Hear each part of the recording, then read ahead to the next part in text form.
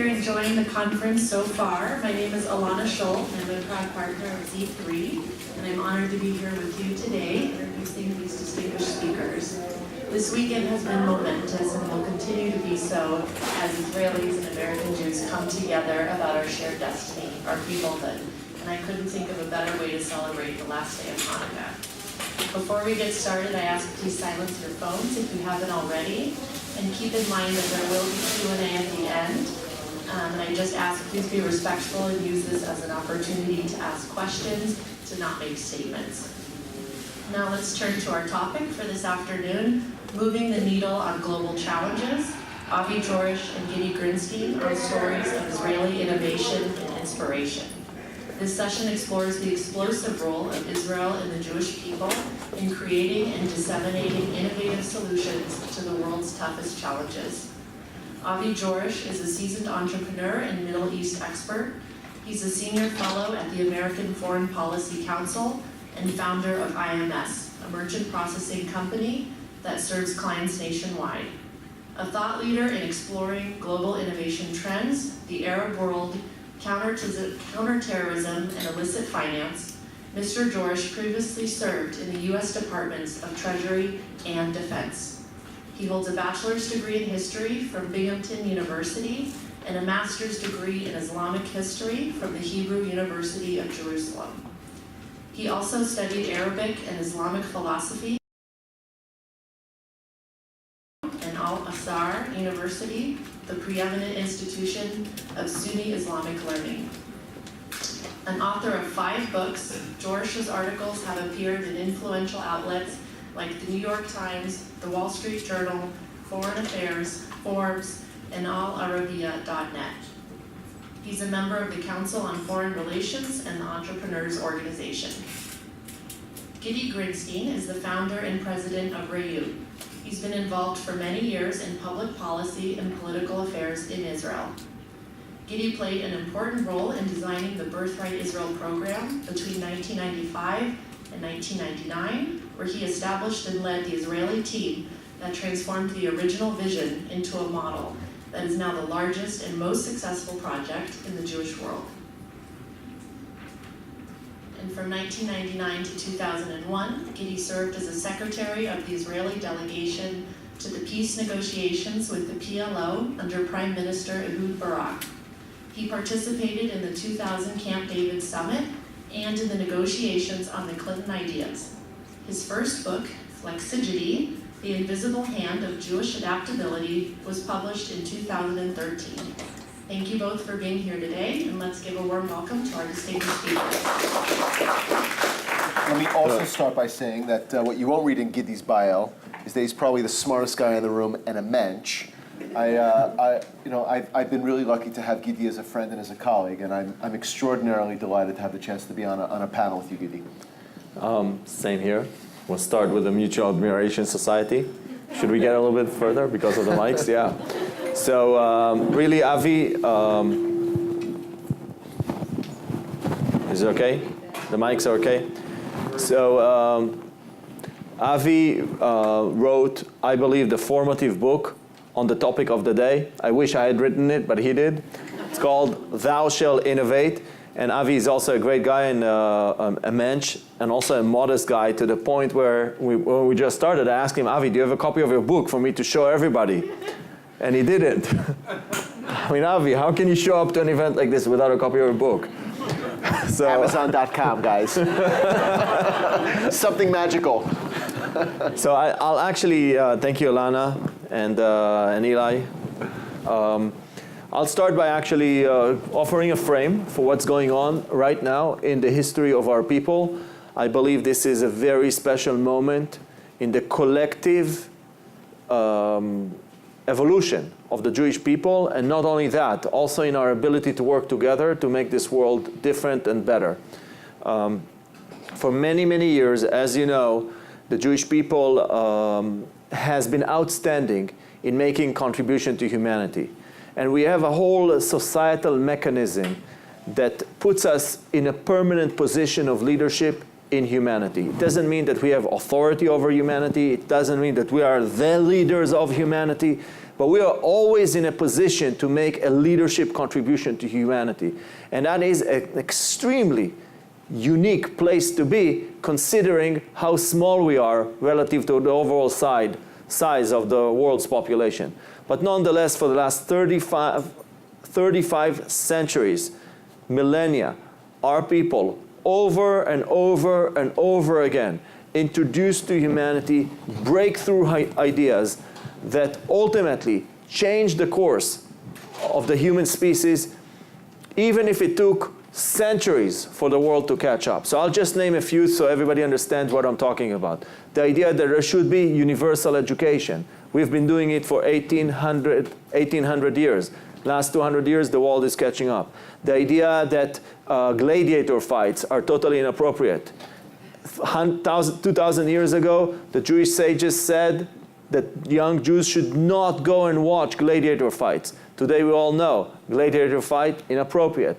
The idea that there should be international law in trade, the idea is that there is environmental law, that animals have rights. And I could go on and on. These are all Jewish concepts introduced to the world by Judaism through this really phenomenal, magical mechanism that we have in our society that will always put forward breakthrough ideas that will eventually affect the future of the world. So just to get a sense of the room, how many of you think that within, let's say, 150 years, there will be some sort of human presence on Mars? Permanent presence. I'm talking a community on Mars. Okay, great. So it's most of the room. Fact, Jews are 0.0002% of the world's population. How many of you think that there will be a Jew among that community on Mars? Maybe even a bit Chabad. Exactly. So I want to take this further. So usually most people agree about that, but I want to ask you the next question. Now this Jew lives on Mars, right? And he has this halachic question. For example, how do you do agriculture on Mars? Or how do you keep Shabbat on Mars? Or all sorts of stuff. What? Shemitah. Do you do Shemitah on Mars? And then he has this dilemma, he or she, they're on Mars, and they email a question to planet Earth, to a rabbi. And they say, Rabbi, how do I do Shemitah on Mars? And should I do Shemitah on Mars? And which direction do I pray on Mars? Because Eretz Israel is not on Mars and you don't turn east, whatever. My question to you, will there be an answer? A Jewish answer? Yes or no? Who thinks yes? Who thinks that there will be a situation where rabbis on planet Earth will say, you know what, it's too difficult, we don't have an answer? Anybody? Oh, you? Okay. There's always one. The point I'm making is, our society is so adaptive and so flexible and so dynamic that it will be able to contend with a situation that was unimaginable only a few decades ago. And it will do it with tools that were created thousands of years ago. And this is what's so special about what we are and what we have been for humanity and in humanity. But 20 years ago or so, some people would say 15, some people would say 30, but it's definitely within the last few decades, our people has moved to another level. Because for the first time in our history, we're actually able to improve the lives of hundreds of millions of people. I would even say billions, Gidi. Billions, yes, I agree with you, billions. So, what does it mean? It means that if until now, our contribution to humanity was only qualitative, through the ideas, through values, through institutions, through laws, through the structure of our society, suddenly our contribution to humanity can also be quantitative, helping billions of people. And not just with a randomly successful company, but actually systematically doing that. And there is a reason that we are now in this special moment in our history. And that reason is an outcome of a combination of 4 big things that are coming now together. The first is that we have the land of Israel. We have sovereignty there, which actually allows us this amazing and remarkable playground for ideas.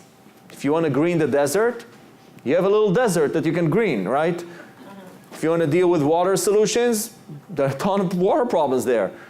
Medical issues, there's a population that needs to be taken care of. So you have this amazing playground. But that in and of itself is not enough. There's obviously technology. Today we have technological developments that allow us to take ideas and to scale them globally and so on. The third thing, which I think makes our story really interesting, is that as Israelis, we have the most powerful distribution system in the world, which is called the World Wide Web of Jewish communities. Okay, that combination is the killer app. Okay, we have, I see Israelis here in the audience that came from Israel and now working here in the Bay Area. Who has it easier moving from their country to the Bay Area? Israelis or South Koreans or South Africans or Argentinians? Right? Israelis. And why? Not because of the Israelis in the Bay Area.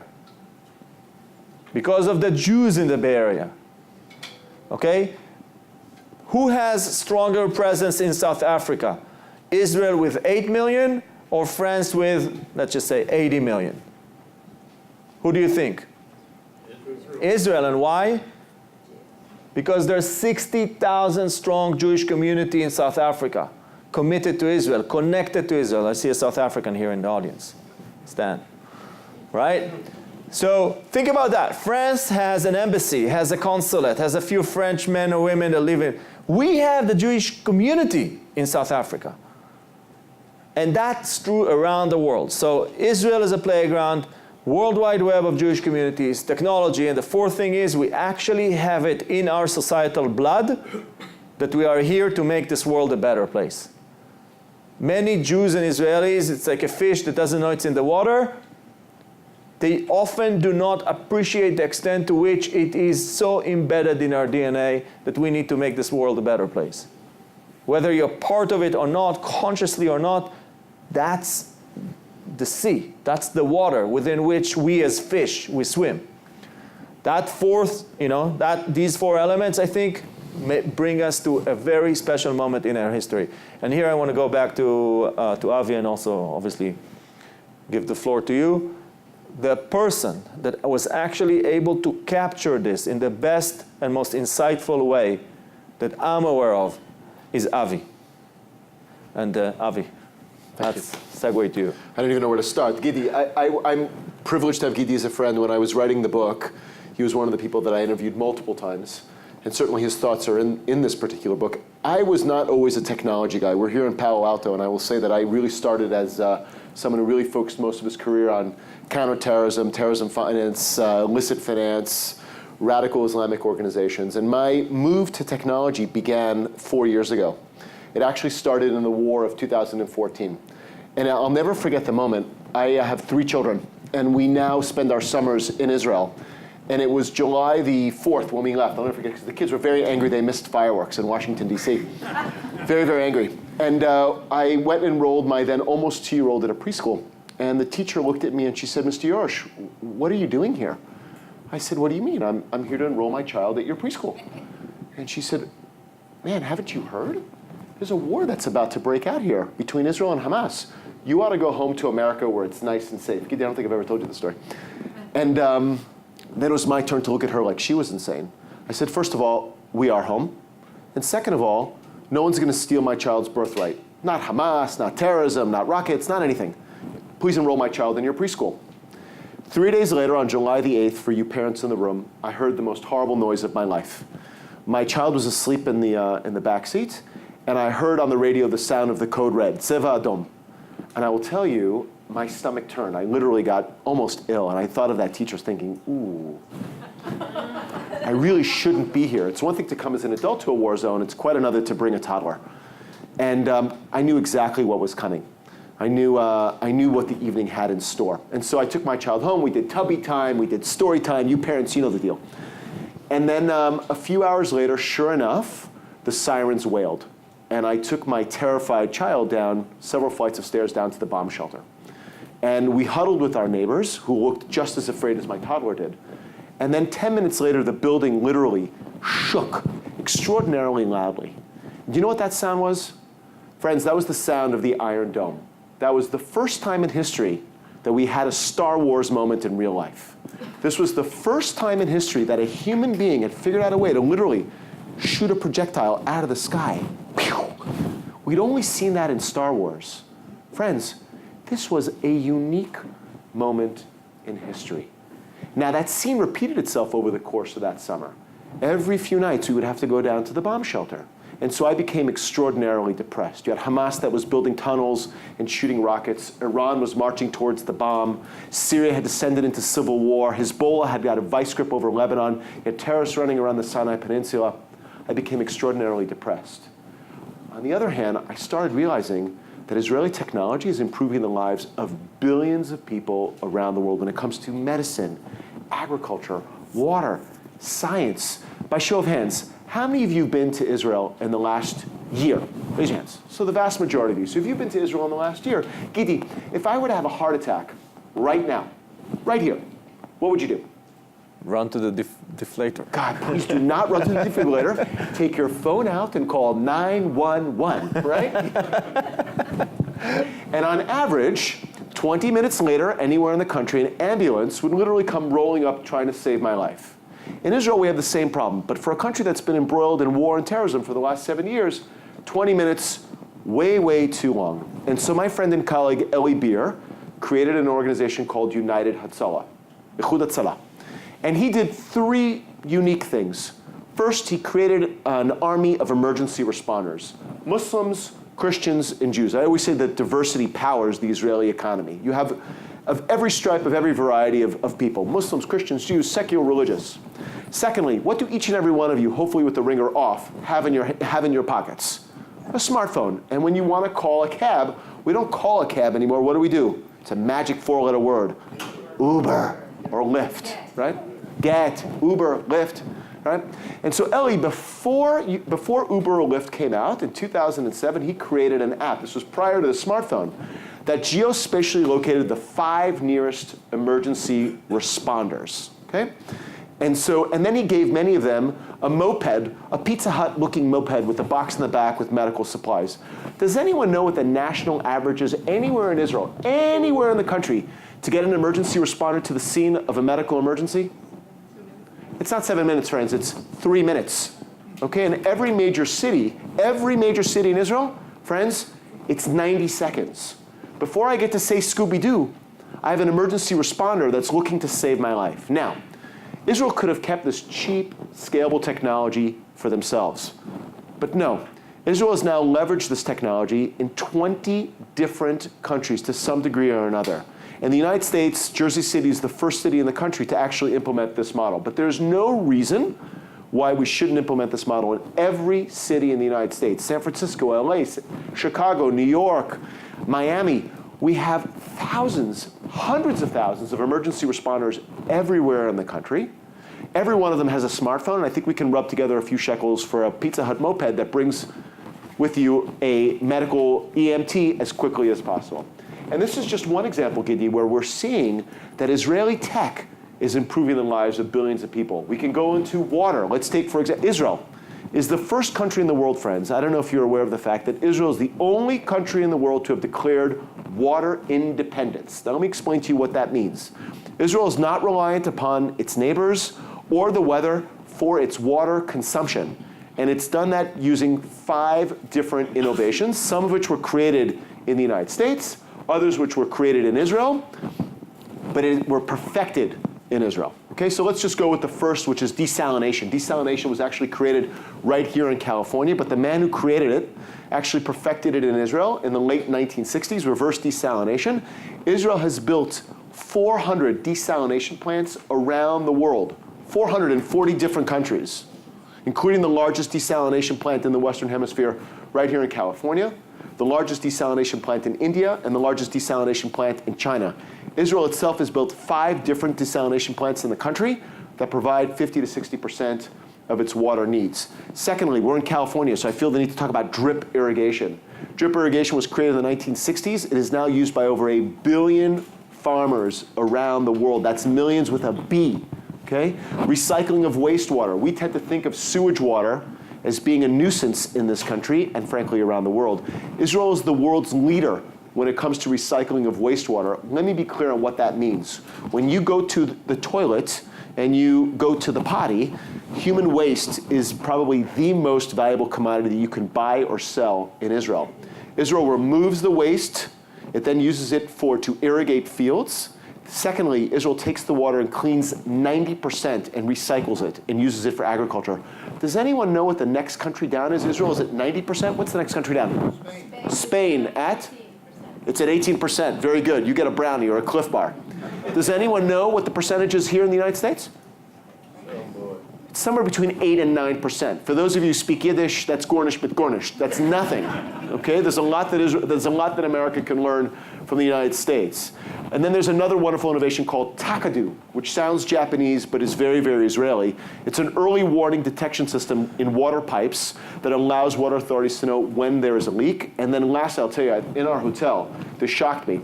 There's something amazing called a 2-button toilet. Big flush, little flush, number 1, number 2, okay? Most places in the United States you just don't see that sort of thing. But as a result of these 5 innovations, Israel becomes the world's one and only water superpower. Now, let's talk about why that's important, okay? In and of itself, that's an incredible feat because the country is 60% desert. But now let's look around the world. Egypt, a country that I lived in for a few years. Gidi, do you know how many inhabitants we have in Egypt? Does anyone know? 100 million people. In 7 years, 2025, Egypt is going to run out of water. Dainu, they're running out of water. Iran, a country that points its missiles at Israel today, in 20 years, that's a country of 80 million people. In 20 years, 50% of its population, water refugees. These same statistics hold true when it comes to Jordan, Syria, Lebanon. This tap water problem is coming right here to California and around the country. Friends, Israel is the only country in the world to have figured out how to become a water-independent society. And so I'm extraordinarily hopeful when I look at the state of Israel. This is a country that is innovating. This is a country that is solving global problems. Friends, Israel is it's an extraordinarily complicated place. I don't want you to walk out of here thinking that Israel is the most innovative place on the planet. I got news for you. It's not. It's actually, according to Bloomberg, number 10. So we should have some humility. But Israel is solving global challenges. A country the size of New Jersey is improving the lives of billions of people. It is curing the sick. It is helping the needy. It is feeding the hungry. This is in our cultural DNA, and it's something that we ought to be very, very proud of. When I think about the founding of the State of Israel, Ben Gurion stood at the lectern 70 years ago, and he said as follows. First, he said, after 2,000 years of exile, friends, the gates of Israel are officially open. You can officially choose to get on a flight here at SFO and land in Tel Aviv and get your passport whenever you want. I'm not encouraging you to do that. I'm just letting you know that that right is available to you. But more importantly, that right is now given to your children, your grandchildren, and your great-great-children, your great-great-great-children. This is something that we've taken back, something that was lost through the annals of time and now belongs to us again. And that, frankly, my friends, is a Shechianu moment. I wake up every day and I say Shechianu. Thank God that we have the State of Israel, that I in my lifetime got to witness this miraculous event. But Ben Gurion stood at the lectern and he said something else. He said, I quote, Israel has been given the great privilege and the obligation to tackle some of the gravest challenges of the 20th century.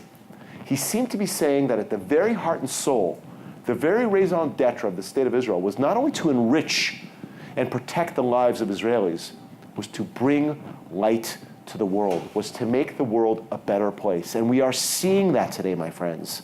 We're seeing that through Israeli technology. For the last 1,500 years, we have been praying the Aleinu prayer, which calls upon us the Tikkun Olam b'malachut Shaddai, which is to repair the world in the image of God. We believe that we have a social contract with God to spread morality and social justice. The Mishnah, no less than 10 times, calls upon us to repair the world. The prophet Isaiah calls upon us not only to be a light unto the nations, which is a double-edged sword, but to bring more light to the world. We're witnessing Hanukkah. Bring more light to the world. And you cannot repeat for 3,000 years the ideas of curing the sick, feeding the hungry, helping the needy, and for that not to have a deep impact on the cultural DNA of your people. And I'm saying this in the most non-religious sense possible. This is already baked into the cultural DNA of our people. When I bless my children on Friday night, and we do Havdalah on Saturday night, this is the secret of the Jewish people. To separate between the mundane and the holy, to separate between light and darkness. Friends, we are here to bring more light to the world. Yossi Vardi, my friend and colleague, always says, we're not a nation of saints, but we are a nation that has been seeking higher meaning for the last 3,000 years. We're here to try and elevate the mundane and make it holy. Now, I will also say there's no single narrative that fully defines the state of Israel. Gidi, you know that better than anyone. Israel is a country full of problems, but we shouldn't lose sight of the fact that there's this amazing story that is happening. Israeli tech is now improving the lives of billions of people, and it's not only Jews, it's Christians, it's Muslims, it's Jews from all over the world. It's diversity that powers the Israeli economy. We're taught the following. Our rabbis teach us that the world stands on three things: Torah, Avodah, and Gemilut Chasadim. The world stands on Torah, which I equate to values. Israel is a country that is bringing together this amazing set of values, but frankly, that is a universal human yearning. Muslims, Christians, and Jews share that. Avodah, hard work. Israel has more startups combined than Canada, India, Japan, Korea, and the United Kingdom combined. It's the world's one and only superpower. After the United States and China, Israel has more companies listed on the NASDAQ than any other country. That is a mind-boggling figure. And lastly, Gemilut Chasadim, this idea of charity, this idea of kindness. Israel is what happens when you combine hard work, values, and Gemilut Chasadim. I do want to share one more story. It's a personal story. 3 years ago, when I came home from work, my wife gave me that look that told me that something was very, very wrong. And she asked my then 5-year-old son, she asked him to tell his father what he had done. And no 5-year-old likes to tell his father what naughty thing he had done that day. And so my wife came over and she said, Aiden told a homeless person that he was a very bad man. I'll tell you, as a young father, I was horrified. I thought, ooh, coming from a Holocaust survivor background, not good. And so I asked my child to put on his coat. We live in Washington, D.C. We live on Capitol Hill, so it was cold in March. Get a coat on and put your shoes on. Where are we going, Daddy? We're going on a mission. And we got about halfway down the block, and I knelt down. I said, Aiden, why did you tell that homeless person that he was a bad man? And he didn't know the answer to that question. And so I said, was it because he was black? Was it because he smelled of urine? Because he was surrounded by plastic bags? Why would you say that? And he didn't know the answer to that question. And so I said, Aiden, what are the 5 rules that we have in the Jorisch home? Because in my home, Gidi, we only have 5 rules. And he was all too happy to tell me the 5 rules. Rule number 1, and I'm sure you've already taught your children the same rules, because this is really in the cultural DNA of our people. Rule number 1, be a mensch, not a wilde chaya. For those of you who don't speak Yiddish, that literally means be a good person, not a wild animal. And even 5-year-olds know the difference between being a mensch and being a wilde chaya. Rule number 1. Rule number 2, do your part to make the world a better place. Rule number 3, try your hardest. Rule number 4, never ever give up. And rule number 5, try and have a good time. I said, very good, Aiden. What do we do when we make a mistake? Gidi, what do we do when we make a mistake? Call 911. Not quite. Exactly. You're putting me on the spot. I'm not giving you a brownie. Come on, guys. What do we do? This is a Jewish context. We say we're sorry, and we do tzedakah, right? What is at the very, very root of the word tzedakah? It means justice. We do justice. I said, very good, Aiden. So here's the way this is going to go. You're going to find that man. We're going to find that man. We're going to give him a couple of bucks. You're going to shake his hand. You're going to look him in the eye, and you say, God bless you and keep you safe. He says, cool, I can do that. We walked for a couple of blocks, and we found not one homeless person, but a group of 3 people. And I will tell you, not a particularly happy scene. And Aiden, true to form, literally marches right up, looks this person in the eye, shakes his hand, says, God bless you and keeps you safe, and gives him a couple bucks. And do you know what happened? We had a very, very awkward moment of silence. This man's looking at my son's looking at him, and then do you know what happened? This man hugs my child. He hugs my child, and literally, they're high-fiving, you're an angel, they're like, literally, they're yupping it up. You could tell this was the first human interaction that this homeless person had had in a very, very long time. And after a few minutes, my son and I walk away. I thank them for their time, and I kneel down again. I said, Aiden, what just happened here? And Aiden thinks for a moment, and he says, Daddy, I made the world a better place, and it feels good. And when I think about that story, and I think about the state of Israel, I think about Torah, Avodah, and Gmilut Chasadim. I think about the idea of Jewish values. I think about hard work, and I think about acts of charity and kindness. It's not incumbent upon us to complete the task, but nor are we to desist from it either. My friends, as Gidi pointed out, we are at a unique inflection point in history. We have been waiting for this moment for 2,000 years. We have been waiting for the moment to exercise our national sovereignty and bring more light to the world. Look at an organization like Tikkun Olam makers. This is Gidi's organization. This is an organization that is truly dedicated to bringing technology to the most underserviced portion of the population. This is an organization that is doing make-a-thons and hackathons around the world to figure out solutions, to cure the sick, to feed the hungry, and help the needy. That is quintessentially the Jewish story. We have been waiting for 2,000 years to create an organization like TAM. We have been waiting for 2,000 years to build drugs like Copaxone and Rebif that treat over half of the 2.5 million individuals that have multiple sclerosis. We have been waiting for 2,000 years to have a company called Alpha Omega, which was founded by Christian Arabs in Nazareth, that created a GPS for the brain that allowed brain surgeons around the world to literally pulse the brain and treat individuals with Parkinson's. My friends, I beg you, I implore you, look to the person to your left and look to the person to your right and realize that it's incumbent upon you to be the change that you want us to be. I'm looking at you to make a difference. The one question I'm going to ask each and every one of you to ask yourselves when you walk out of here today is, what can I do to make the world a better place? Each and every one of us has a unique contribution to make. It's not incumbent upon us to complete the task, my friends, but nor are we to desist from it either. We are at a unique inflection point in history. We need a strong diaspora. The diaspora needs Israel, and Israel needs a diaspora. Friends, we've been waiting for this moment. Make the world a better place. The next time you go to Israel, I don't want you just to go to the Kotel. I don't want you just to go to Masada or to Tel Aviv, the beach, the Midrachov, whatever it is you go. I want you to go to the Weizmann Institute and see where these drugs are created. I want you to go to United Hatzalah's headquarters and see how Muslims, Christians, and Jews are working together.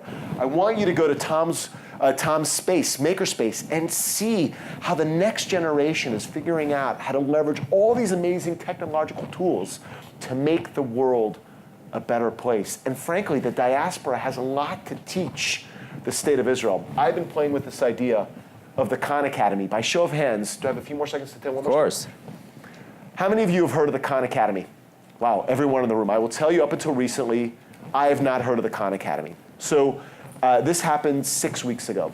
I heard of the Kahn Academy really for the first time. My oldest son has some learning differences. And we've been giving him tutoring for the last year. 6 weeks ago, I was at a conference here in San Francisco, and a colleague of mine, we were talking about our children, and he says to me, you know, my daughter, she just finished calculus. I said, oh, isn't that interesting? How old is your daughter? He said, 10 years old. I said, wow, isn't that interesting? Your daughter must be really bright. He said, I swear to you, Avi, my daughter's not that bright. I said, come on, she's 10 years old. She just finished calculus. He said, no, you don't understand. She's using this amazing tool called the Kahn Academy. I said, what's the Kahn Academy? He said, oh, it's a tool that basically teaches math and science and teaches your kids how to basically learn on their own. I said, okay, isn't that interesting? I go home. First thing I do is I download the Kahn Academy. Aiden is in 2nd grade today. Okay? 6 weeks ago, we took a little diagnostic test and realized he was in the middle of kindergarten for his math skills. And this is after a year of doing testing and tutoring and so on and so forth. We're 6 weeks later. Friends, do you know where Aiden is at today? He's finished the 2nd grade and he's already almost into the 3rd grade. 6 weeks later. 6 weeks later.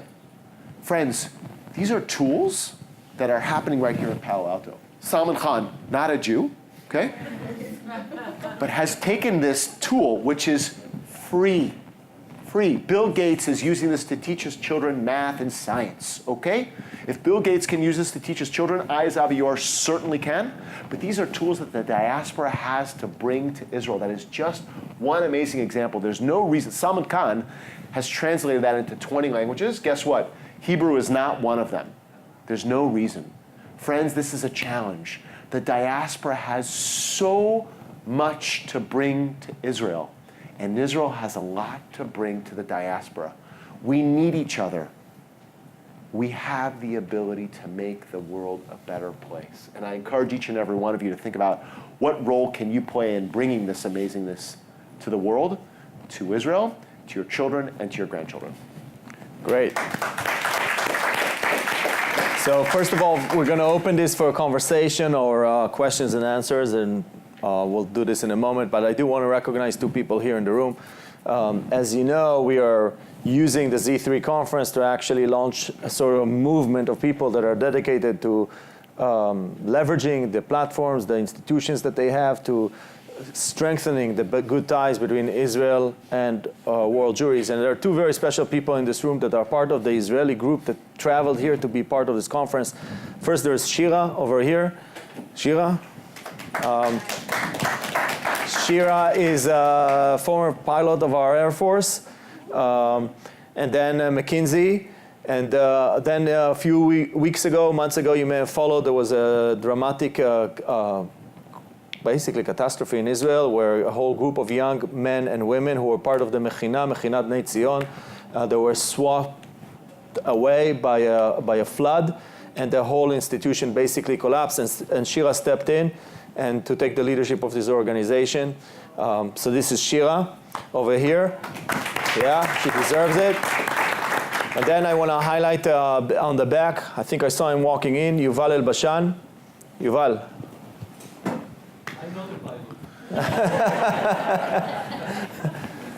Now, Yuval is really one of Israel's fantastic leading social activists. He's really been a pioneer in so many things that he has done.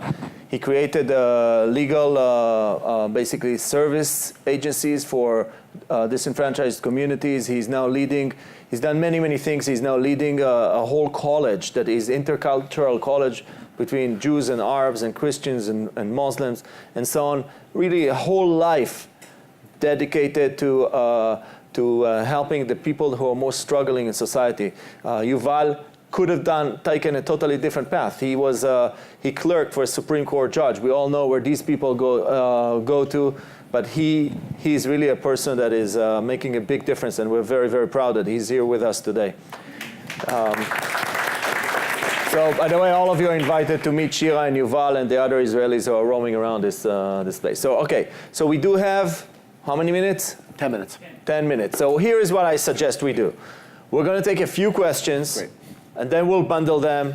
And Avi will only answer the questions he's very comfortable dealing with, okay? And then I may add a few words as well. So let's just I just ask very quick questions, short sentences with a question mark at the end. Let's go from here and then around the room. Go ahead. What can we do to expand cooperation between Israeli universities and American universities? Cooperation with Israeli universities and American. Lots of startups have a social entrepreneurship element to try and get their staff to go out into communities.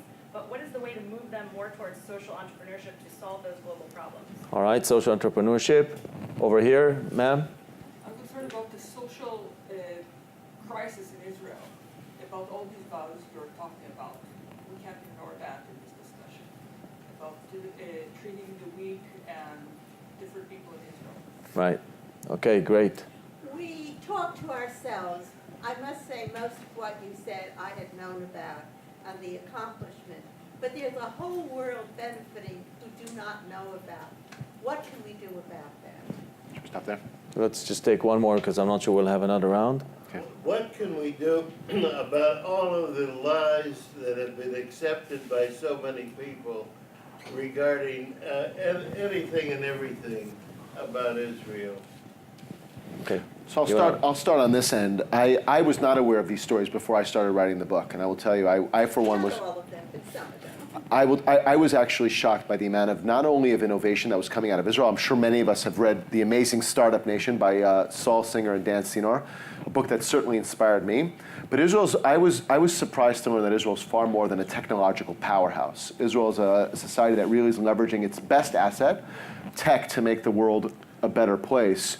Why is this story not better known? How many people do we have in the room here? 50, 60, 70 people? Ready? I hereby appoint each and every one of you ambassador to the State of Israel. These are stories that I hope that you will not only know for yourselves and internalize, but share at cocktail parties, share with your friends, lobby your members of Congress, write op-eds, really spread the word on these stories. I will also share with you the Prime Minister of Israel. Some of you may love him, some of you may hate him, but he, I think, gave the quintessential Jewish answer a few weeks ago. He was asked, on the next natural disaster, why don't you, instead of sending a doctor or two on an airplane, why don't you include some reporters and photographers to do some happy snaps in order to really share the story of how much Israel is doing around the world? And the Prime Minister looked at the report and said, what are you insane? Seriously, if I need to choose between more doctors and more reporters and photographers, I'm going to choose doctors any day of the week. And so it really is incumbent upon each and every one of us to share that story and not leave it to the Israeli government. When I see Michael Oren on television, as much as I love him, he's Michael Oren. He speaks for the government of Israel. It's much more powerful when I tell someone who comes to my home or wherever else that I come into contact with, hey, did you know that half of the individuals that have multiple sclerosis are treated by Rebif and Copaxone? Drip irrigation is used by over 1 billion people. These are stories that the more we ourselves as laypersons, as members of the community, tell our friends and colleagues, the more that narrative changes. And frankly, I'm of the belief that we're at a tipping point. Even if you just look at water, the world is changing. If you look at the UN votes, we've started to see how many, many countries have gone from voting against Israel to abstaining from Israel. I really see that we are on a continuum. And Israel, as a country that is now innovating solutions to global problems, I see that narrative is beginning to change. Let me take the whole issue of social problems. What are we really talking about when we refer to innovation around social problems? If the social problem is big enough, right? If there are many people out there with purchasing power and so on, you don't need a special social innovation. You can actually build a company around this problem. The challenge really is when you're dealing with people that don't have the purchasing power. When you're dealing with small groups of people, when you're dealing with conditions that require customization. And it is around these issues that markets fail and governments fail. Now, these issues require a totally different approach than what we know in the business world, where there is seed investment and venture capital and then growth capital and so on. And what's so amazing about the time that we live in, and when I refer to that, I'm probably talking about the last 10 years, that you could actually crowdsource solutions, right? We were moving into a world where customization of products with 3D printers is just as affordable as having mass manufacturing of these same products. We're talking about a world where we can design around needs of people who are really disempowered. So what the answer to your question is, all the questions here about innovation around social problems, is that we have today at our disposal new way of dealing with social problems that never existed before. And what is special is that not only you can do that on an individual level, creating specific solution for a specific problem, but you can actually model the process and replicate it so that ultimately You are helping many millions of people. The Project Tom that Avi mentioned, that we're involved with, the goal is for Israel and the Jewish people together, meaning Jewish communities around the world, to help 250 million people within a decade as a joint effort of Israel and world Jewry. So what I think is, what I want to say is that we live in a very special period in terms of our people, not just to help the world through technologies that have clear business logic. Drip irrigation, it's a multi-billion dollar business. You have Israelis that have become multi-millionaires from this because there is a business logic. But what we should be as challenged by is solving the needs of people who are not represented by the markets or figuring out ways of addressing these situations. And here I want to connect to another thing that we have not discussed today, which is that societies always advance through a combination of technological innovation with societal innovation. Societal innovation is defined as how you organize people to get things done. Okay, so the first bank, the first venture capital, the first kibbutz, this was not innovation in technology. This was innovation in how you organize people. And a healthy society always has both. We have the Industrial Revolution, and then we have the universal education system. Okay? And Facebook is as much about technology as it's about how to organize people. And I could give you more and more examples. The point is that the Jewish people has always led humanity in innovation in how you organize people. We had the first universal education system. We had the first universal healthcare system. We had the first community funds that are still operating until today, and you have one in San Francisco. And I could give you many, many examples that our people was repeatedly innovative, not just in technology, but also societal innovation. And the challenge of our time is not just to allow technological innovation to race all the way to the front. We have to keep societal innovation going along with it. So new ways of how to organize people, how to organize communities. What does the school of the 21st century look like? What does the park, the public park of the 21st century look like? These are also areas where we need to focus on. And I'm just responding to all these questions about social innovation. These things have to go together. And here too, I have to tell you, as someone that comes from the heart of the ecosystem in Israel of societal innovators, the talent in Israel is mind-boggling. I've been living in the United States for the last 3.5 years. I live in New York, which is considered one of the centers of innovation. I come here to Palo Alto. It's a suburb of Tel Aviv, I can tell you. Suburb of Tel Aviv. You could say that. The concentration of talent per capita, the concentration of talent per square feet in Tel Aviv is just astounding. And it's not just talent around technological innovation and business. It's talent also around society and social problems. So like Avi, I'm extremely hopeful about our place in the world, in this space. Do we have time more? Done? Okay, we have to wrap up, unfortunately. Thank you very much. Thank you, Avi. And if you haven't read his book, you should. Really a great book, super insightful, already translated. Someone asked about communicating to other cultures. Avi's book translated to 20 languages in how long? In the next 12 months. Within 12 months, 20 languages. Thank you.